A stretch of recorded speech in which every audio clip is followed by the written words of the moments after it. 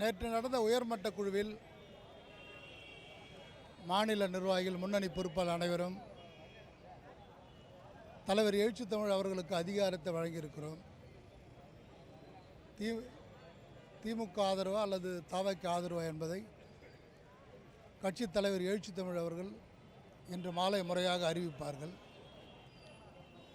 தற்போது வரை தலைவர் வெளியில் இருப்பதால் இன்று மாலை 4 மணி அளவில் கட்சி அலுவலகமான அம்பேத்கர் திடலில் முறையாக தலைவர் எழுச்சி தமிழ் அவர்கள் அறிவிப்பார்கள்.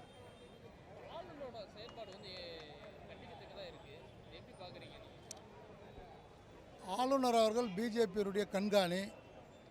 அவர் எது செய்தாலும் மோடி அல்லது அமித்ஷா அவர்களின் விரலசையில் இருக்கிறார் என்பது அனைவருக்கு தெரிந்த ஒன்று.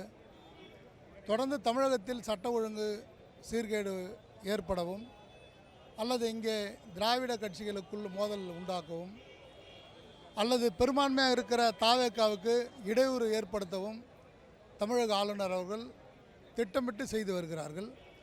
விரைவில் விடுதலை சிறுத்தைகள் நிலைப்பாட்டில் இன்று மாலை முடிவு தெரிந்துவிடும்.